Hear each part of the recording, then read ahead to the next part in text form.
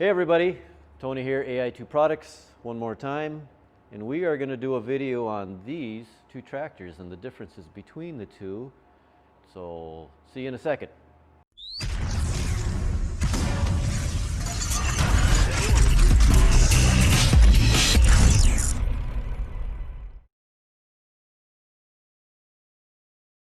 Hey everyone, Tony here again, AI2 Products, bxattachments.com. I can throw that out there as long as I'm thinking about it. Contact 320-331-1055 or Tony at bxattachments.com, which is your best bet for getting hold of me. So why are we standing here today? We are going to compare the BX against the new 2601 or 01 series, B-01 series. What's different between the two? Why do people choose this tractor over that tractor? What's the differences is our kind of main thing. Now obviously the BX is KUBOTA's #1 selling tractor that they sell. It's been the #1 selling subcompact tractor for the last 10 plus 15 years. And it's just a super great little package. It does a lot of things very well, but nothing perfectly. And I kind of say that with a lot of tractors because these tractors, both of them are kind of designed the same way. Very flexible, a lot of capability, but they're not purpose built. Like a zero turn, its purpose in life is to cut grass. Mini excavator, its purpose in life is to dig holes. You know, these things kind of combine both of those things or more of those things. You know, a payloader is designed specifically for moving dirt, so it's built with that intention in mind. Well, these tractors are built with all those intentions in mind, and they do them all very well. So the biggest difference obviously between the BX and the B is the size. Now this is the next step above the BX. If you wanted to go to a larger tractor, you would go to this 01 series. Now it comes as a 2301 and a 2601. So, and the horsepower is, it's kind of odd how KUBOTA does this. I'm not sure why. The 2301 actually uses the same engine as the 2680 uses on the BX. So it's the D1005 model engine. Now on the 2680, it's rated at, I got me off here, I think it's 25.5 horsepower. It's rated at 25.5 horsepower, 19.5 PTO horse. On the 2301, it's rated at 20.9 horsepower and 17.5 PTO horse. So it is a slightly derated version of what a 2680 is. But the torque level is higher. It's at 60 foot-pounds of torque on that motor. So, and I don't know what the specific is on the 2680. I know that the 2301 is 60 foot-pounds of torque. So it's a torquey motor. I don't know what, you know, I wish I had checked with my salesman, Al Schramm, up at Arnold's in Kimball, to know what the price difference is between a 2301 and a 2601. You're probably talking, you know, $1,500. I'm going to guess, pure guess. But if you're going to buy an 01, might as well get the 2601 and just be done with it. Have the extra horsepower, the extra torque. Because now this one uses the D1105 engine. So 68 cubic inch, basically, or it's 1123 cc's. This one uses the D902 engine, 54.8 cubic inches, 898 cc's. So you're going from 56 foot-pounds of torque on this one and 23 horse to 71 foot-pounds of torque and 24.3 horsepower on this. Now to tell you the truth, I've put about 13 hours on this machine, believe it or not. I had it for about a month. Yeah, it's got 13.7 hours. I had like 7/10 of an hour on it when I got it, so brand new. I've done a lot of loader work with this one, but they came back about 2 weeks ago and grabbed it to put the deck and the backhoe on because that wasn't on there. But this thing, I hate to say it, feels like twice the machine of the BX. It really does one hell of a job as far as power and capacity. The other thing to remember too on this motor, they're both 3-cylinder.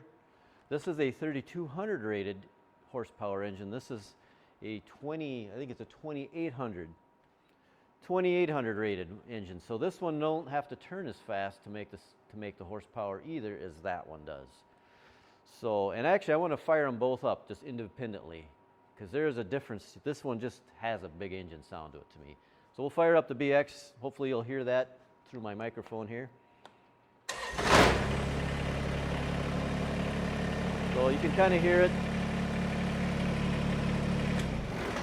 And this one idles at just shy of right around 1500 RPM. But you know, to do any good work with this one, you got to be at the 2800 range to have that oomph to do what you want to do. Now we'll fire up this one. You know, quite a bit different sound. This one idles at just a hair over 1000 RPM. Now this tractor at 1800 RPM will do everything that one will at 2800 RPM. I mean, it just does not have to work that hard to do anything. The engine don't need to spin as fast. And it's just got that low end torque. I wish I could see the torque curve on these two motors just to see where that one's making its torque and where this one is making its torque. I have a feeling this one's making its torque at a lower RPM than that one is. But we'll probably come back to this in a little bit. So that is your big difference here. The other big difference under the hood. So this one, you can obviously see the hood lifts forward, where the BX, it lifts rearward. So this is what's considered a reverse flow engine. So the radiator sits here, it pulls the cooling air in through the center shroud and blows it forward. This is your more standard configuration. The radiator is in front of the engine and it pulls air across and back. The other big difference between these two are the architecture of how they're built. This is what I call a full frame tractor. So the frame, it looks actually bigger because it's taller. It's about the same thickness, about 3/8 of an inch thick, but it runs from front to back. The axle's bolted to this frame, the engine's bolted to this frame. And then we have the shaft that runs from the engine to the transmission with our cooling fan that sits, you know, kind of right in here, which we know on these things has been notoriously problematic with impellers getting knocked off with sticks getting in there. Now the big difference between this tractor, this one's built what I consider more like an ag tractor. It's the engine bolts directly to a bell housing, which is tied to the transmission.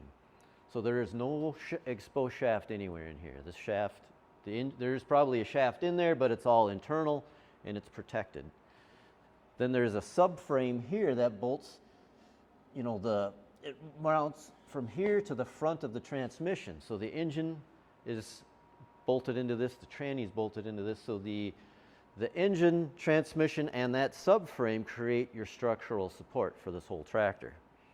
And now our cooler is right here. We got this big ass tranny cooler on this, where the BX has no tranny cooler, just the cooling fan. And now the fan is actually pulling air across this cooler, so there's no more fans to worry about on this thing. And actually the drive shaft for this thing runs right down the center for the front axle, which on the BX, it runs to one side. You know, it runs off to this side of the tractor. There's a boot and a U-joint there. And there has been some people that have had issues with that U-joint, that boot, protection boot just getting broken off. And all it does is keep shit from winding around the shaft. It's not a huge deal. This one, the shaft runs right through the center. It's actually in the pivot point. There's no no U-joint in there, so it just runs from here direct to that in the center. And they actually put, the oil pan is actually got two halves to it. So there's like a relief in the oil pan, so there's two drain plugs on there because the shaft for that thing runs right up tight underneath the engine. It's in a shroud, it's shielded, it ain't like exposed. So there's nothing for it to wrap around it. So that is the other big difference. And then the other major big difference between this tractor is it's a 3-range transmission. So you got high, medium, and low, which to me that's a big game changer for these because I use, the BX always felt like low was too low and high was too high. And you're like, God damn, I wish I had a mid-range gear in there. This has got that. So high range is more for your mowing and road gear, and then the travel speed on this thing, I think it goes from 8 miles an hour on this to like 12 miles per hour. So it's got a little more of a road gear on it. So it does move faster. Not that that's a huge deal, but you know, that's another option for guys that do a lot of big lawns or something. They can get from place to place quicker. The fuel tank on this sits right here. Well, you know, when you drop the hood down, you fill it through the top versus the BX. I do kind of like that better. I'm not going to lie to you. And the BX comes with this really nice big filler cap. I mean, so if you're a little shaky, you can hit that hole pretty easy. And I think it's actually a bigger fuel tank. I think this is what is this fuel tank? 6.6 gallons is on the BX. But I do like that filler location, but it you know, it runs under the seat. So, and this one is, and we'll drop the hood back down.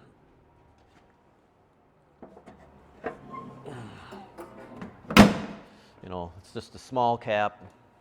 I mean, it's not a big deal if you're filling it from a actual tank or like a pump. You know, no big deal. If you got to lift a jerry can up or something, yeah, it's a little suckier because it's higher to lift and it's a little awkward to hit that. This one is 6.1, so it's a hair smaller fuel tank, but you know, not enough to really matter. And then the length difference between these two as far as wheelbase, 6.5 inches. So this is 6.5 inches longer and about 4 inches wider. But the overall length is almost, this one they give the overall length with the 3-point on, which is about 95 inches. This one overall length with the 3-point off is 95 inches. So if the 3-point's sticking out, you probably got another 6-8 inches, maybe longer, what this will be just with the 3-point on. Now backhoe wise, they don't give specs as far as that. We're just talking tractor. And that's not loader either. That's just front of the frame, overall length to the back of the tires on this one. And then this is front of the frame to the back of the 3-point links. So that's the measurement they're giving you here. This one is smaller, and this is the reason a lot of guys can't go to this is because there's actually roof clearance. That roll bar on this one with the backhoe is actually a hair taller than this one. So this is actually shorter overall. If you have a non-backhoe tractor, it's probably the same as that. But the backhoe tractor on these, they have a wider, taller roll bar, so when the seat flips around, you're not banging your head on it. But width-wise and length-wise, for people to put them in a garage, that one is just like kind of breaks over the edge. If you're more of a residential use, more people are going to go with this. And then the other big difference, if you're going to go like this tractor to this tractor, same package, backhoe, mower deck, thumb, loader, everything, this one is 10 grand more than this one is right out of the gate. So that probably kills a lot of people from buying this one over this one if they want the backhoe. You know, if you take the backhoe, I think is about an $8,000 option on this, and it's not nearly as much on this. But yeah, if you're not buying backhoe, then this one isn't. It is more, but it's not 10 grand more. I don't know what the exact numbers are. But they both run a 60-inch deck, and they're actually the same deck. It's not. Let me reword that. It's the exact same chassis. This housing and that housing are the exact same 60-inch deck housing. Now the mounts are different. This is considered a drive-over deck, and this is also a suspended deck like that one is, meaning the deck hangs from the tractor, and it's got the same dial here for setting your height. So when you level your deck, you want to set it to whatever height you normally cut at. If you cut at 2.5 or 3 inches, set it at 3 inches, drop it down, then level it at that position. That way you're dialing in your cut height. And then your other adjustment should be accurate. If you're going to go higher or lower, it should be accurate. But you want to set it at the height you always cut at. The other, you can obviously see the tires are taller. And one of the biggest limiting factors on the BX that I've noticed are front tires. These tires, how do I word it? They suck. You know, it's not that the tire is bad, it's the sidewall. It just has no load capacity. I mean, the BX is rated at, this one is rated, this is a 25D, this is the 25D. Now get this, this is going to be kind of funny for you guys. Okay, we're looking at Kubota's brochures. 70 series, 80 series, just so you can see that. I'm not making this shit up. And this is when we come to lift capacity. Now we're talking BX. This has nothing to do with this tractor right now. This is the 25D. Max lift capacity to max height at the pivot point. Now when they say pivot point, this is what they're talking about right here. That's the pivot point where the bucket and the loader meet. 745 pounds is what they're rating that at. Now you go 500 millimeters forward of that, which is about 20 inches, 518 pounds. Now you notice that they call this the LA240 loader. On the non-backhoe, it's the 243, same loader, just two different decals. Well, that's 235 kilograms of lift capacity. So that is really your rated lift capacity. If you convert 240 to pounds, that's your lift capacity. And now that's usable lift capacity. So 20 inches in front of here, mid bucket, 518 pounds, what they rate this at. So remember those numbers. Now on a 2380, at max lift capacity, now they got two different ratings. You got pin-on bucket and you got quick attach, skid steer quick attach bucket. There's two different ratings. With the pin-on bucket, it's now 739 pounds at that point. With the skid steer quick attach on it at that same point, 613 pounds. So it drops dramatically with the quick attach. And they call that the LA340S for skid steer quick attach loader. Now, 500 millimeters forward of that. So right about out here mid bucket, not the pin-on bucket, 509 pounds. The quick attach bucket, 423 pounds. So according to Kubota specs, this tractor will outlift the new 80 series. Why they did, I'm not sure. But there's a whole video I'm going to go into just on hydraulic system and how they control lift capacity. I'll just say relief valve. I'll leave it at that. But that's how these are controlled. But where was I going with this?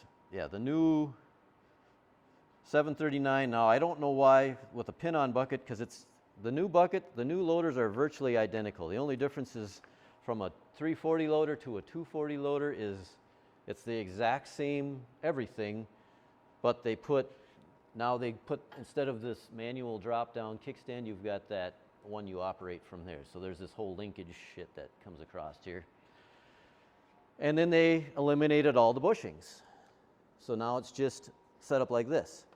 These little flag mounts, what I call are tab mounts. So there's no bushing in there. It's just a pin against the material, where these have probably, 5 times the surface area that the pin rides against.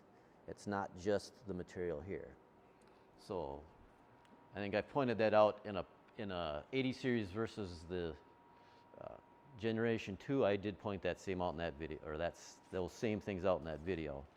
But this is the first time I really looked at the specs, because I was kind of going over all this stuff as I was preparing for these videos. You're like, holy shit, they do even rate these differently. But now they'd say the new 80 series lifts 750 pounds from that point. Now remember, John Deere does the same thing, Mahindra does the same thing. They're rating their lift capacity from that point. So it's kind of a smoke and mirrors game. Kubota used to always give you actual lift capacity, which is what you're using. So I wish they had stayed with that, but because the Deere guys are saying, oh yeah, we lift 800 pounds, Kubota only lifts 550. Nobody was explaining why there was that big difference between there. If you look at a Deere one, which I do have the Deere brochure, they're within about 10, 15 pounds of each other, or 15 to 20 pounds, I'm sorry. And that, again, comes down to relief valve pressure setting. Deere runs a higher relief valve pressure right out of the gate than Kubota does. You bump these up, they're right there with the Deere, no problem. So anyway, back to these two machines. the lift capacity on this machine with the 435 loader.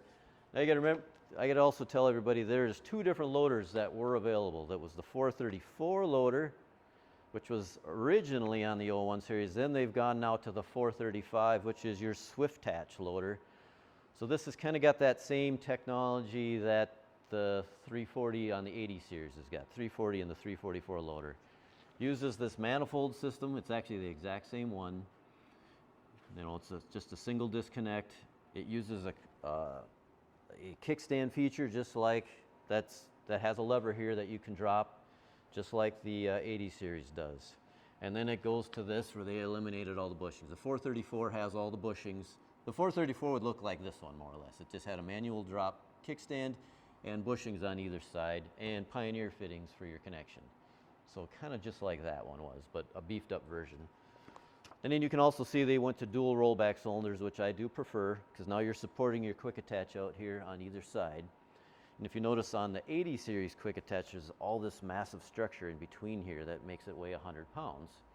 Well, now you've got this cylinder pulling in the center, but now you've got these two are like levers that are just wanting to twist that thing in the middle. These cylinders on either side eliminate that. You know, they're holding that quick attach on both sides, so you don't have that twist in there. So that way, this one, you look at it, it's much simpler because it just doesn't need to have all that structure. It has this tube in here to keep those two arms timed together, so when you're off an attachment, they won't do this shit on you. Deere has something like that for theirs, but they run a shaft across there with a shear pin in it, which breaks all the time. And then you take your attachment off and you move your loader, and all of a sudden your arms go from this to this. And then they're like, ah.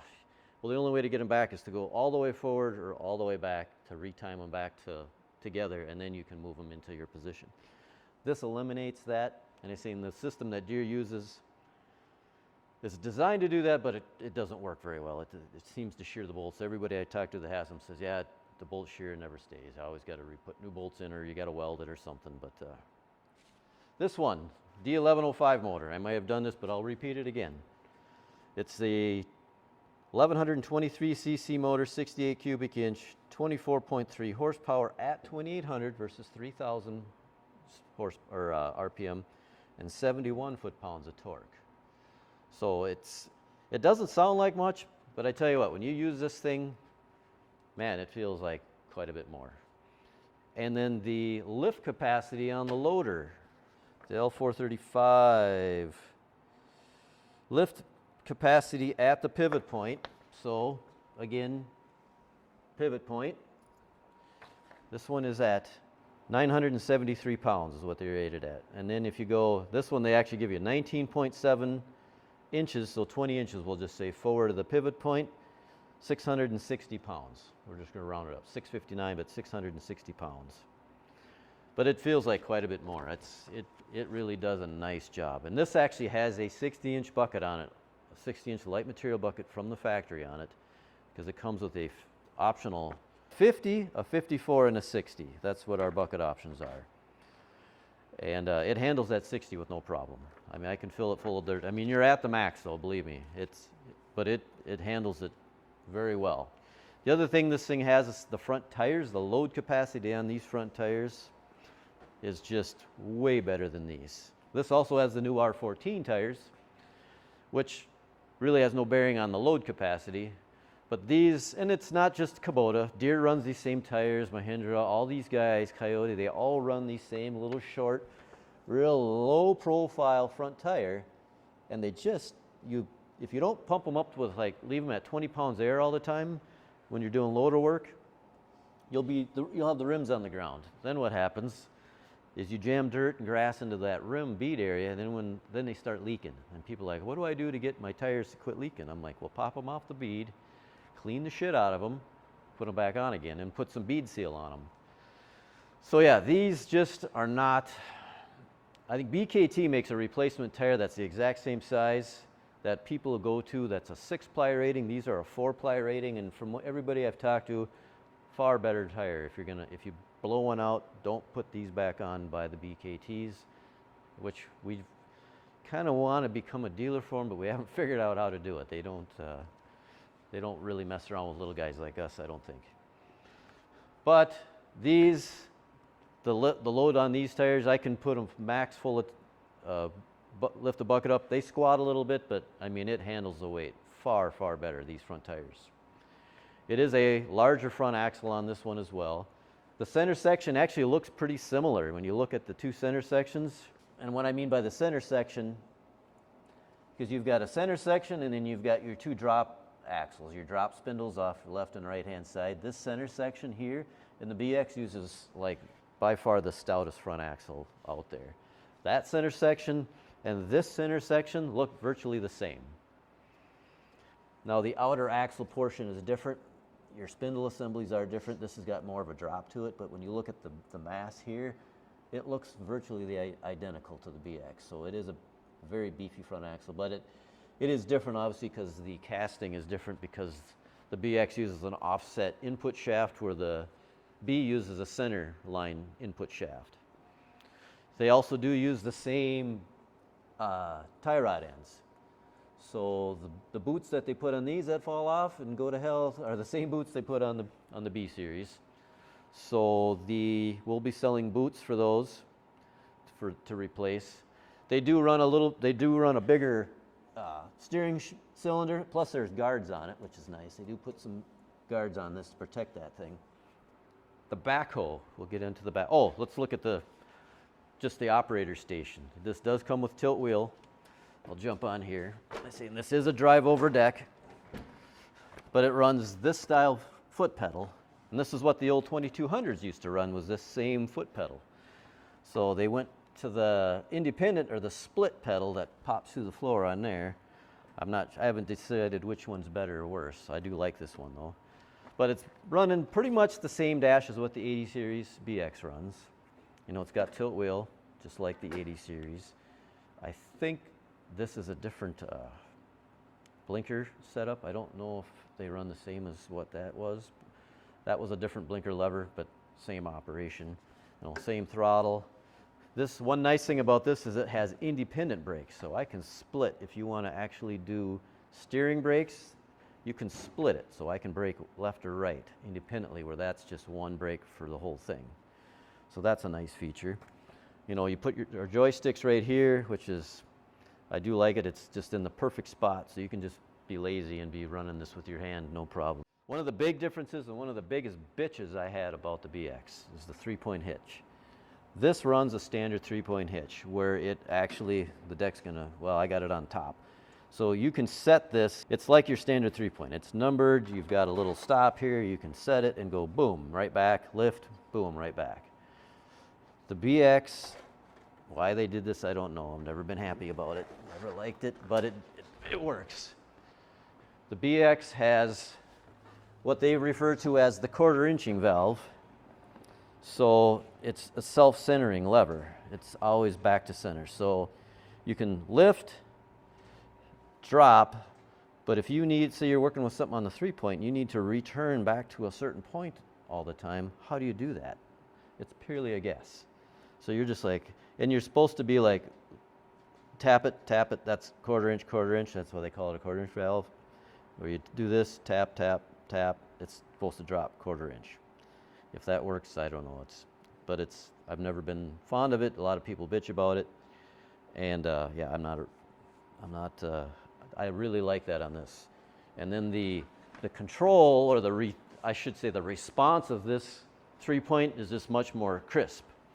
And when you tap this thing, that little bit, it's dropping, it's responding. Where the BX, you're like, wow, is it moving or is it not moving? You know, am I getting anything?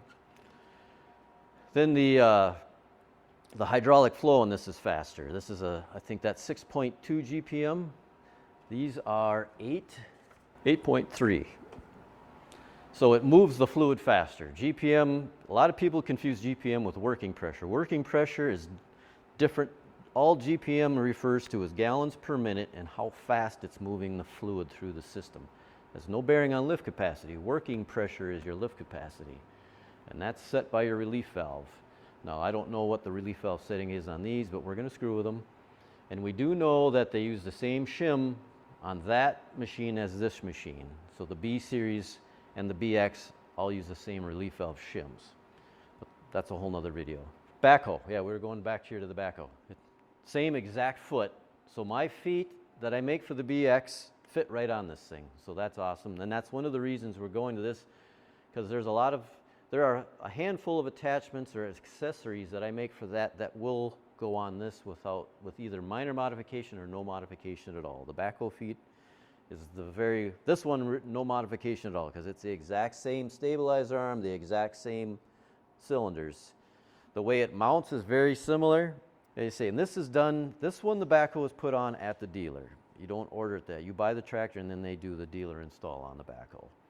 And they add this frame to it, which you really can't. What I should do is take the tire off at some point and show it, because there's a massive chunk of 3/8 plate that goes from here all the way to the loader that ties that whole rear end and the whole half the tractor, 3/4 of the tractor together.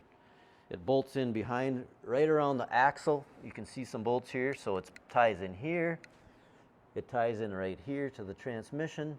Then you've got your big pins that push through. And this is like the old style, like the 70s series. It's just the pins just push through from the inside instead of the outside. Because this whole kind of center section is very similar to the BX, the exact same control stand, levers, everything's the same as far as that goes. This is the same. The lower, I don't know, the diameters might be a little different as far as the pins here. I haven't checked any of that. It's the same pivot cylinder. This is a different casting here, though. This is actually casted thicker through here than what it is on the BX. The boom is different. It's a bigger boom. It does have this cylinder I measured was the same diameter, but this cylinder and this cylinder are larger. And this thing does have a foot more digging depth than what the BX does. So this is 84 inches. The BX is like 72 inches for your max digging depth. And then the seat, when they do the dealer install, they take this and put this swivel base on. So the seat does actually just swivel and sit right here. So we can do that. It does put it in a pretty decent position. So you can still sit behind the roll bar, so they don't have to change out the roll bar, but you still get a nice seating position. You don't need a separate seat like some manufacturers. They kick the backhoe way out and then they put a whole nother seat on there, it's a 3-letter word that I'm not supposed to use. Here, obviously we got larger back tires. The transmission is different. We got covered the 3-range tranny. I mean, your other controls are basically the same. Your 4-wheel drive is right here. You've got your 3 different PTO settings, front, back, or both. Your PTO engagement is in the same spot. One thing about the BX, it seems like they spent a little bit more time engineering the fenders, and the fit. These are nothing wrong with them, but you can just see on the BX that they spent a little bit more time cosmetically making that package fit together a little nice. I mean, they kind of tie around, and it's a little slightly cleaner package, I think. The way the deck mounts, they say, is very similar as far as how it hangs from the tractor. It's a very similar deck. The way the loader mounts is also very similar, but it's a much, much beefier. You look at the mount versus what the BX uses, it's just quite a bit beefier. And then the way it ties to the frame, it's like 1/2-inch plate that bolts to the frame. Then there's a whole cradle underneath that ties the 2 left and right arms together. So it's just a pretty good massive structure under there. It's just a very well-built tractor. And yeah, so far I've been super impressed with it. I've yet to use the deck. The backhoe's never been used. I just left it the way I got it here last week, and I haven't had time to play with it. But so that, I guess, I'm sure I'm missing 10 other things that I could go over, but I think I hit all the highlights.